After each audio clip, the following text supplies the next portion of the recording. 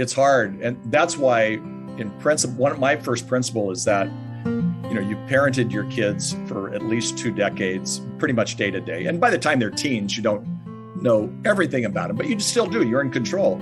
And the first principle is you're fired as your role as a day-to-day parent. What I find with that, which is unnerving, but also comforting, is that we've never been the parents of an adult child. So we don't know what we're doing. Okay. And our kids have never been adults, so they don't know what they're doing. So there's these 2 parallel tracks of, the mom and the dad and the son and the daughter or daughter who they don't know what they're doing. So we're kind of learning this together. We actually had to have a couple of conversations with our kids when they were in the earlier stages, saying, okay, now we don't exactly know how to handle this. And I'm guessing you might not either. So let's kind of create something together. And we found that when we did that, that was really helpful. What turned into what was first awkward became really good. But we just sat down and talked to her like an adult. Sometimes that works. And obviously there were other times in our life with our kids, it doesn't work.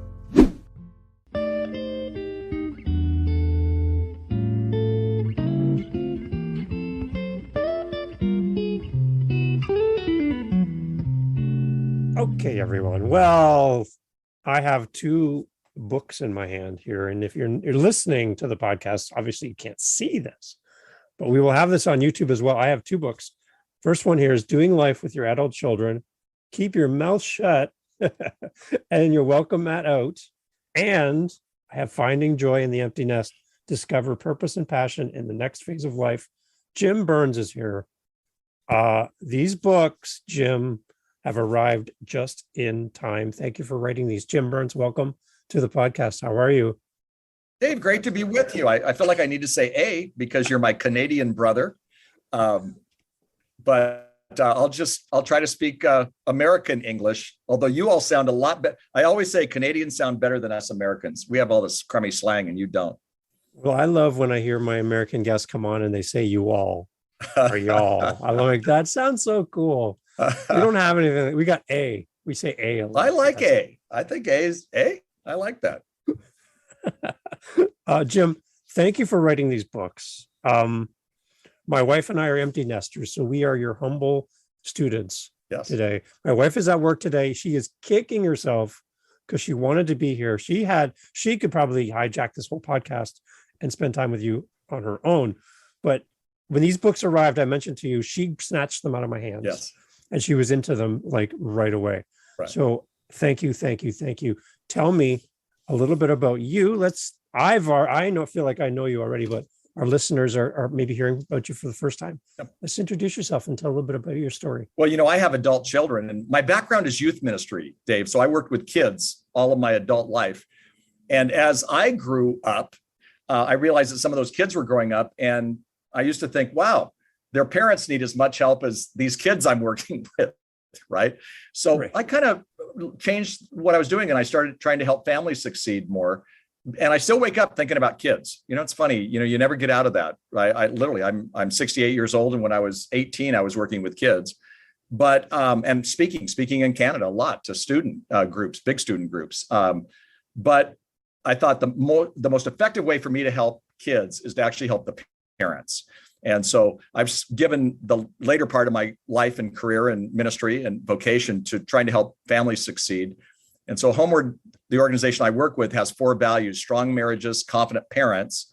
That's kind of where what we're talking about comes in, and empowered kids and healthy leaders. And so all of our content and the grid goes through that. And I've had the privilege to it's been a beautiful run. I've had the privilege to speak at Promise Keepers over the years when Promise Keepers was around. I've had the privilege to, speak to MOPS. So, I kind of run the gamut. But these 2 books have become really important to me because it's what Kathy and I are going through. So people have asked me, why'd you write the books? And usually I just say desperation on our own life. Kathy said, I didn't see this coming, right? The empty nest or the kids becoming adults, actually in opposite order. So, and then I started doing research and realized there wasn't a lot out there, and we've somehow hit a core because people keep reading the books and wanting more. It's amazing. Okay, so off to my side off of the camera, I have my 3 kids up on the mantle above the fireplace here. All 3 of them have now left the house. Yeah. We are surrounded by a museum of stuff that we are not allowed to get rid of. Me too. So we tell them that we have to charge them like admittance to get in, you have to pay to come into the museum of your stuff because they won't let us get rid of anything. So we're surrounded by this stuff, right? Yeah, that's us too. Our garage is filled with our kids' stuff, and they have, one daughter has a bigger house than we do, but she goes, well, I don't want it over 1,000. So as long as it's in your garage, you're okay. And we're like, what is this? You're an adult. Yeah. So I get it. So again, the timing of these two books, I got to be honest with you, Jim, we're struggling right now, the two of us. Sure. The one thing I think that really hurt the most was COVID. Yeah. In that it accelerated what was going to naturally happen and made it happen like within a week. Yeah. Instead of happening over a year. Yeah. Right. Because my kids are like, listen, at one point here in Canada, we couldn't have your social circle be bigger than your family. Right. And I had to give record to my employer who my kids were with. Yeah. And as that circle got bigger and bigger, my employer was like, you can't do that. So if you want to keep working, you got to put your circle smaller. Wow. So we put it to our kids and said, listen, you guys, you can't be with your girlfriend. You can't be with your boyfriend. You have to be home. And that point, they're like, listen, I'm 19, I'm 20, I'm 20, whatever. I'm out of here. Right. Right. Because I can't say no to them. Right. I want to be with them and I'm an adult, and everything kind of fell apart. Yeah. Right. I thought, Dave, that I'd heard it all, but that's a new one for me because I didn't realize. I knew it was COVID, issues were different in Canada. That's a tough one because a lot of times what we saw was kids coming back home. They boomerang back because they were sent home from college or whatever. And they said, well, I'm adults. So I'm supposed to be treated like adults. You're going, well, we're paying for your cell phone. We're paying for your college. And you're not exactly acting like an adult. But when that comes, that's even more complicated because you were managing the amount of friends they could have or not have for your job. That's a tough one. Honestly, you get the award for the toughest one I've heard for the last couple of months. And then now they've got themselves into different situations where they are now financially hurting. Yeah. They've taken on an apartment they can't afford. They've lost work. Right. They are in a relationship or a setting that's not positive, and they want to come back, but they want to bring their significant other, girlfriends and whatever to the house and live here in my house together. And that doesn't fit with what we want as a home. Yeah, no, you're right. And I think it's hard as parents. One of the things I say in the book on doing life with your adult children is that they view tolerance as a form of loving. And so if we have a different kind of a worldview than they have, and we don't just embrace their worldview, they see that as not loving, when in fact that is not the case. It's possible to agree to disagree. But for your own home, my principle is that it's your home. So it's my home, my rules kind of a thing. And if they don't want to abide by that, then that's fine because they're adults. They can figure something else out. And we're dying on the inside because it's breaking our hearts because we want them to, they violated our values, say, and they want us to embrace that. And we can embrace them and we can continue to love on them. But we also have to say, but here's the foundation we've built on. And so I say to people all the time, when they have a situation like this, do they know what you believe? Yes. Do they know how you feel? Yes. Then don't be a one-topic parent. They know what you believe and feel. And so you've got to broaden it. And, I said to somebody the other day, because their son likes to play baseball and watch baseball. And I said, well, why don't you go to baseball? Take him to a baseball game. And in the middle of it, they're dealing with more. The son wants to move in with the girlfriend and the son's smoking pot and, all these other things. And I said, he knows what you feel and believe, and you've actually done really good setting some boundaries. Now it's time to go to the baseball game, which is hard to do because we want to just talk about that one issue, but it's hard. Yeah, I commend you for staying with it. Again, today you're not the most popular, but long term they understand. They'll appreciate quite possibly down the road that you showed love and care, and at the same time, held your ground in terms of what you believe at your home. I mean, they know what you believe. So in doing life with your adult children, you talk about parent with awe. And I love the story behind awe from your relatives and who you looked up to. Can you explain to this? Because I loved that you said you have this next to your desk, this acronym AWE, Yeah, there it AWE. is, right here. Right. Yeah, right there. So It's just a little post-it note. It's not very fancy, but it's there. Yeah. I know. And I appreciate that you have that there. Can you explain that Well, part to our listeners? one day I started thinking about how do I relate to my wife? How do I relate to my kids? How do I relate to people here in my office? And I wrote down A period, W period, E period. Stands for affection, warmth, and encouragement. So you do that on different levels. Obviously, the affection for my wife is very different than for I have 3 daughters. My 3 daughters, or my, obviously with my staff and team here at Homeward. But how do I express affection, warmth, and encouragement? To me, that's the foundation for good communication. There was a man, and I didn't write this in the book, but there was a man named Neil Clark Warren. He's actually the founder of eharmony.com. A lot of people would know of him. And what they don't know, he's a marriage expert. He's a wonderful Christian. We went to the same graduate school, Princeton, him 20 years before me, but he's been a mentor in my life. And he said to me, communication is a learned trait. And that was a mind blower for me in terms of thinking about, I came from a dysfunctional family. My wife came from a dysfunctional family. So we just assumed we were carrying baggage, and we were actually. But what we realized is we could change that. And so for me, it was this little acronym, affection, warmth, and encouragement. And I think a lot of how I'm doing with my kids is, can I shower them with affection? Can I shower them with warmth? And affection isn't just kissy, lovey, huggy. Affection can be, I'm proud of you. I love you. When boys are 13, the dads, give them a little noogie on their head. You can see, for the people who are only listening, they can't see this, but there's not a whole lot of hair on the top of my head. And I think my dad caused that from giving me noogies. But, I felt love from him. He showered me with affection by doing that. He punched me in the arm. I'd walk by and he'd just give me a punch. Well, I wouldn't do that to my daughters, but that is something you do with boys. And then warmth. Warmth is more setting the tone. So I think this is where it gets complicated with adult children, is if they're violating values or they're making some poor choices. How do we set a tone in our home that's loving and caring and warm and inviting, at the same time saying, but you're not going to bring the girlfriend home to live with us. We want to meet your girlfriend, but no, they can't live in the same bedroom, or whatever. And then encouragement. And I love the fact, it was Mark Twain who said, I can live 2 months on one good compliment. And I think we have to encourage, Jesus did this. Jesus looked at a man named Simon, called him, he said, your name's no longer Simon, it's Peter, which means the rock. So nobody was called Peter. Nobody was called the rock, but he became the rock because Jesus affirmed him and encouraged him and believed in him.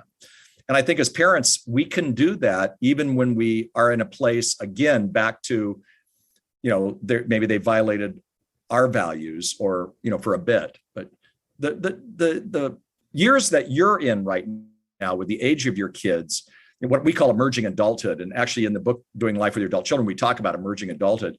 And emerging adulthood, they're still trying to figure out who they are. So what we're finding is that some of these people meander toward responsibility. They meander toward even sometimes married. But once they get married, you know what the number one thing they want? If you look at culture, they want to have a good marriage and they want to have good relationships with their children. They want to be great parents. And that's interesting about the millennials and the Gen Z, because we don't see that at 20 and 21. They're not hardly even thinking about that. But once it happens, and it happens later, I wrote a book called Getting Ready for Marriage, and it's a premarital book that a lot of churches use for people who are going to get married. And I was focusing on a 29-year-old and a 27-year-old. And in Canada, marriage is even a little bit later than what we have here in the US. But it's really, I got married right out of college, and that was normal. I had other friends doing that. Not the case today. So they're meandering. We are seeing some good news that once they've meandered, now some of them carry baggage, but they come back to our values. Or, my daughter, Christy, said when she was graduating from college, she said, I had to disown my parents' faith to own my own faith. And, today, I was speaking at a church yesterday, but my wife and Christy sat together at church. And, she goes to our church, and she's probably more involved in our church than we are. That's wonderful, but she's doing it on her grounds, not on our grounds. And that took a while for her to come back. That's a little unnerving as a parent. Oh, totally. To you mentioned as well that, for all of our lifetime with our kids, we know where they are. We know what they're doing. They're following our rules. They're under our roof. Right. And we have complete knowledge to most degree of what they're up Sure. to and what they're doing, right? And now we're at a different stage of life where I have no clue where my kids are right now. No, I know. I have no idea if Yeah. they went to work today. I don't know if they had lunch. I have no clue. I And know it's unnerving. it's hard. And that's why in principle, one of my first principle is that, you've parented your kids for at least 2 decades, pretty much day to day. And by the time they're teens, you don't know everything about them, but you still do. You're in control. And the first principle is you're fired as your role as a day-to-day parent. What I find with that, which is unnerving, but also comforting, is that we've never been the parents of an adult child. So we don't know what we're doing. Okay. Yep. And our kids have never been adults, so they don't know what they're doing. So there's these 2 parallel tracks of, the mom and the dad and the son and the daughter or daughter who they don't know what they're doing. So we're kind of learning this together. We actually had to have a couple of conversations with our kids when they were in the earlier stages, saying, okay, now we don't exactly know how to handle this. And I'm guessing you might not either. So let's kind of create something together. And we found that when we did that, that was really helpful. One time our daughter, Becca, moved back into the house. And so we had a moment where we said, hey, let's talk about some expectations. And we said, as an adult, your hours are a lot different than ours, but we're going to stay up because, we're your parents. So we need you to text us at 11 o'clock where you are and where you're going to be, because if not, we're going to be up. And also this is a bucket and it has, see this brush? This is how you clean a toilet. We're not sure you've done a lot of this, but that bathroom is yours. And we'd love to have dinner with you once or twice a week. She goes, I can do that. And she goes, now, do I have some expectations? I have some expectations too. And I didn't expect it, Dave, because I thought she didn't have any expectations. It was our expectations, right? And she goes, Dad, I want to bring my friends over, but you were a youth pastor. And so all my friends like you and they think you're like a youth pastor. So you sit in the middle on the couch and you talk with everybody and they all like it, but you're kind of stealing my thunder. So I need to invite you into the living room. And I'm like, wait a minute, I thought I was cool. You know what I mean, Dave?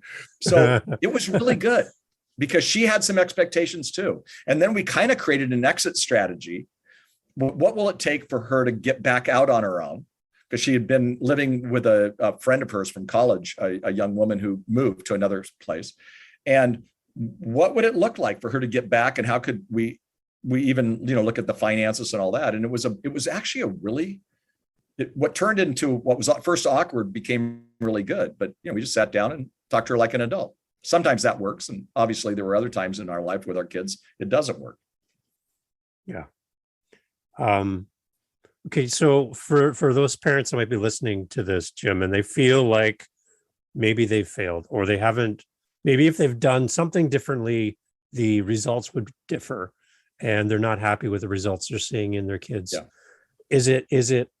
Is our children and how they live their adult life a direct reflection on us as parents? No, well, we think it is as parents because we make it more about us than it really is. What I say to parents all the time, I say this to parents every week. Really good parents have kids who make poor choices. So, there are times when, people did really good jobs with parenting and then they made poor choices. We were in a small group and this one couple were just characters. Their kids, one is a youth pastor, another is a theologian at a Christian school, the other one married a pastor. And these people, the parents, were just not necessarily all together. And then we have somebody else who did a great job parenting and their kids rebelled. So it's not the norm all the time. But I think we as parents, Kathy and I, when our kids would rebel, we'd say, wow, we should not have gone on that vacation over Easter break. They should have gone on the mission trip, or as a family, we should have prayed more, or we should have, done this or done that. Maybe we should have homeschooled our kids instead of putting them into public schools. So they got some weird ideas, whatever. And, the fact of the matter is that you do the best you can. And then you look back and, we're now, our kids are older now. Our kids are in their later 30s. And we were at a big wedding experience recently. And Kathy and I were just sitting there and we were watching our kids kind of interact. And I said, you know what? I love these kids. I'm not even sure I liked them when they were 21 and 22. But, now that they're in their 30s, they've kind of got through that process. They're all married. They are doing well. We have 3 grandchildren. They're making good decisions about finances. They're making, good, not everything. We could disagree on lots of stuff, but I like them. But we had to realize that there was a season that it wasn't going to be easy. like I'll say to people, I'm speaking at the International MOPS Convention, which is Mothers of Preschoolers.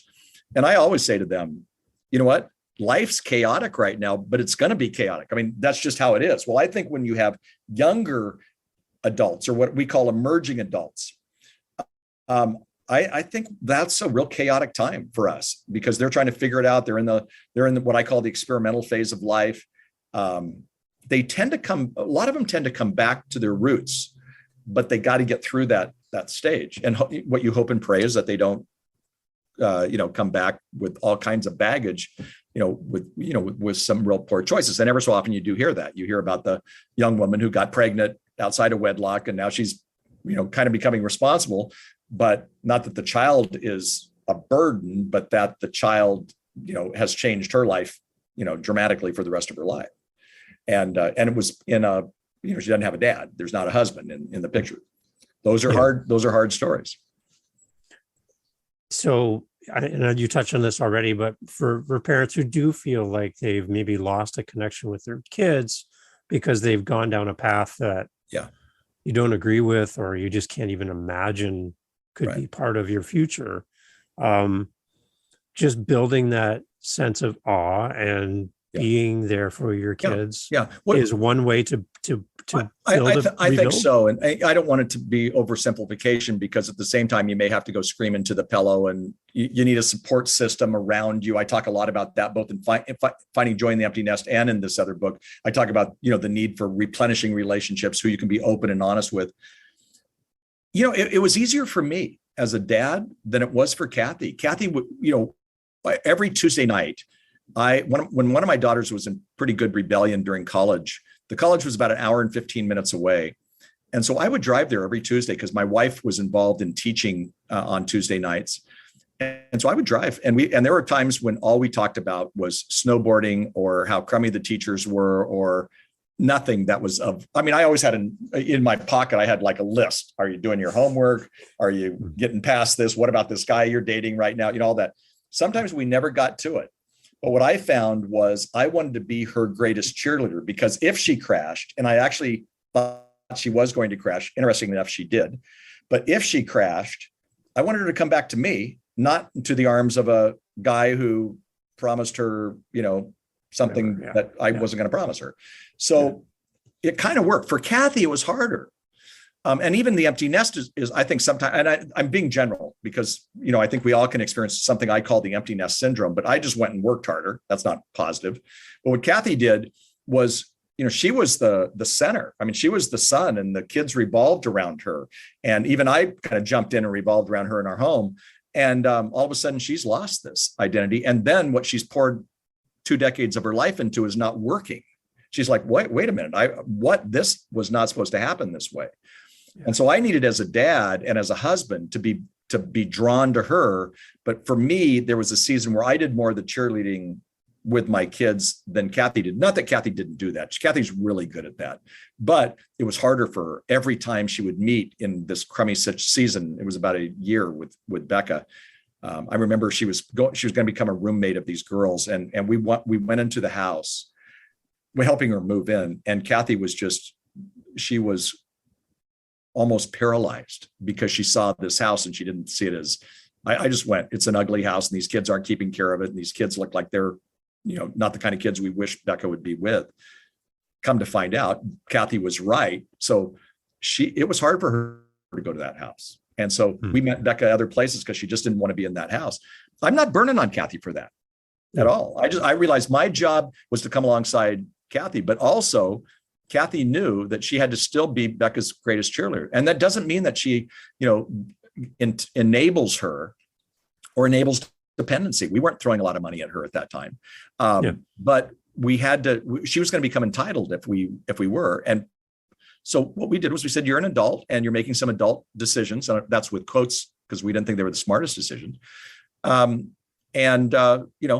can't tell you what to do, but we're also not going to bail you out if you make some poor choices. And she did make some poor choices, not horrible. Her story isn't the worst story, but she made some some poor choices. She woke up, she graduated from college, and she went and became a missionary.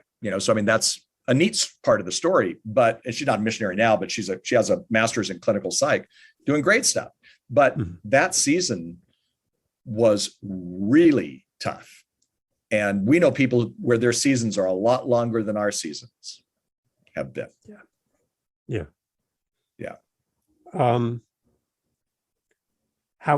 How can we keep the welcome mat out? What is some easy ways for us to do that?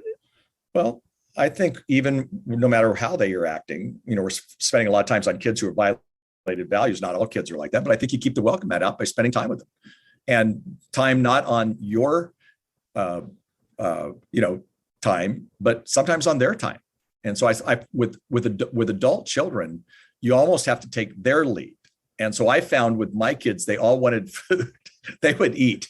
Okay. So all three of them, I would say two of them lived pretty close in college and one didn't. But I would say, hey, you want to go get a bite to eat? And honestly, I can't believe I'm driving 2.5 hours up and back to have a meal with them that sometimes wasn't all like life-changing, but I just wanted to keep in them. I would tell them I love them all the time.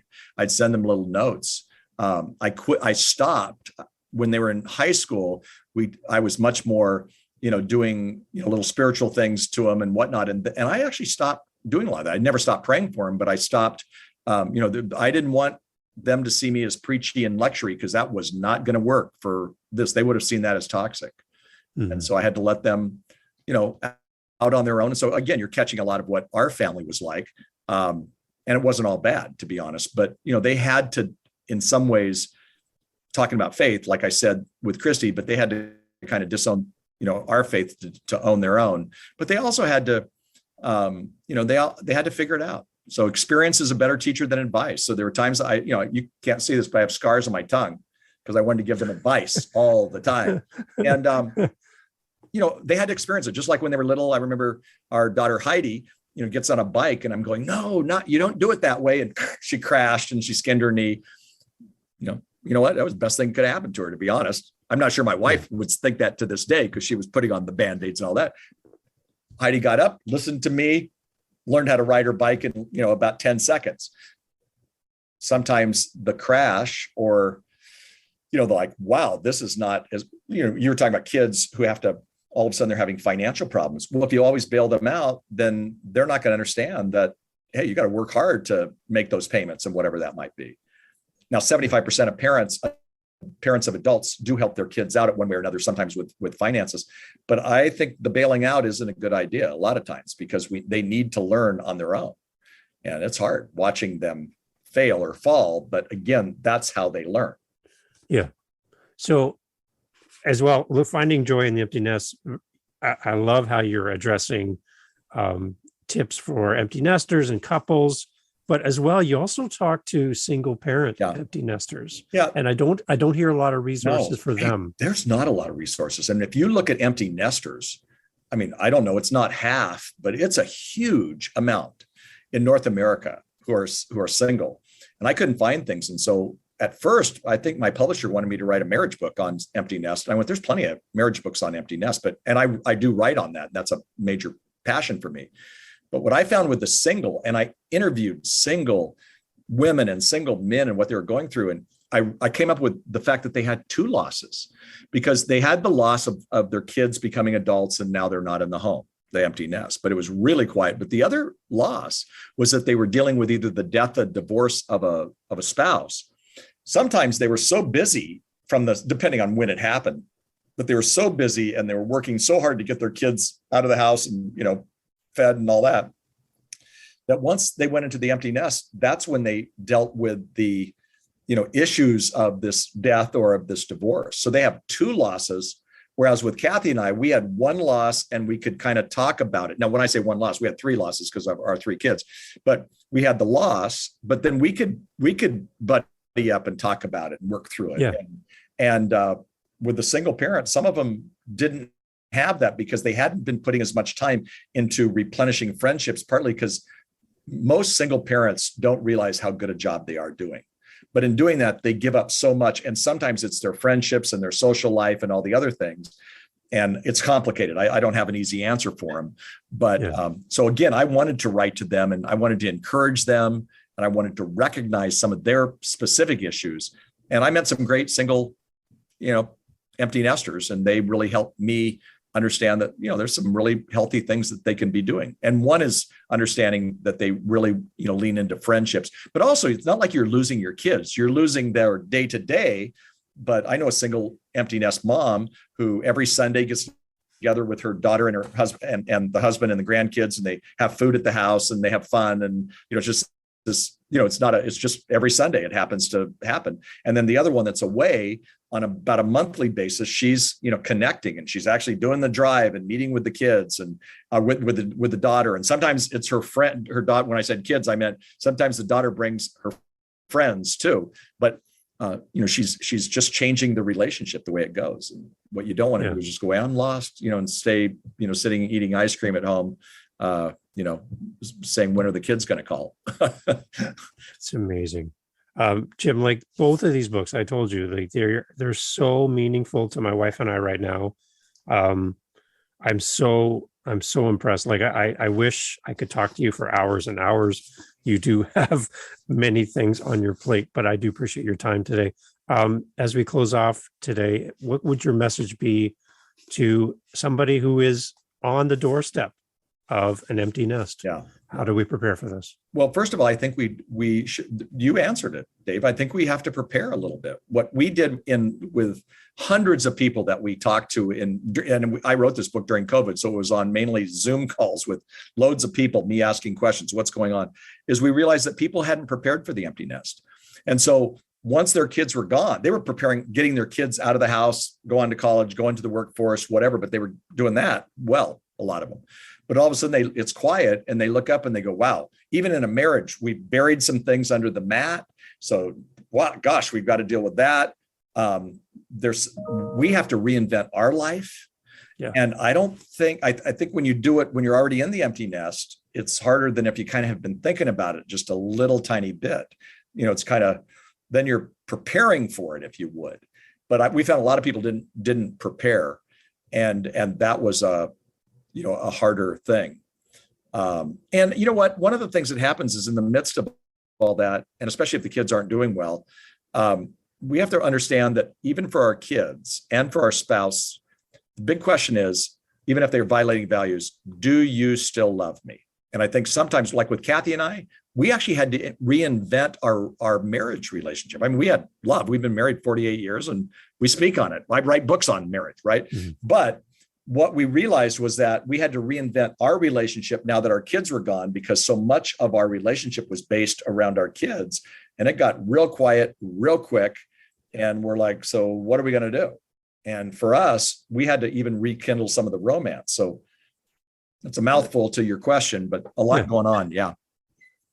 It's amazing. So everyone, I'm going to show them again here. These are the books. Finding Joy in the Empty Nest.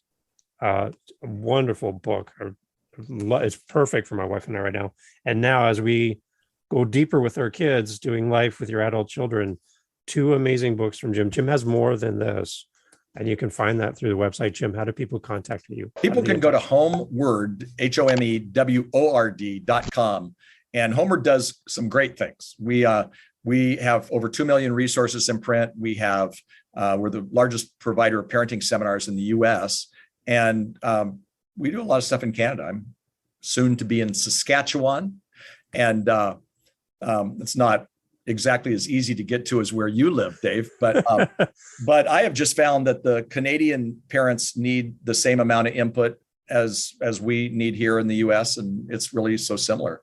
So the Homeward website is a great website. We do free webinars every month. People come on from all over the world and watch the live webinar. They can get it. People right now could go on our website and find under webinars, find the previous webinars. And we've got stuff for kids 3 to 5 on healthy sexuality. And we've got things for people who are, with adult children. So we kind of run the gamut.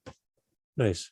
Jim, thank you for making time in your day today. My pleasure. Thank you for writing these books. Right. And as your target audience speaking back to you, thank you. That's awesome. Tell your wife next time we're on, Dave, she needs to come on too. I want to hear her input too. I love the fact that you just said next time we're on. That just made me super happy, just so you know. But thank you, Jim, so much. God bless. All the best to the family. Thank you. To the grandchildren, to your wonderful wife and the girls. Great. Thank you so much for everything. Thanks. Take care. Bye-bye. Thank you.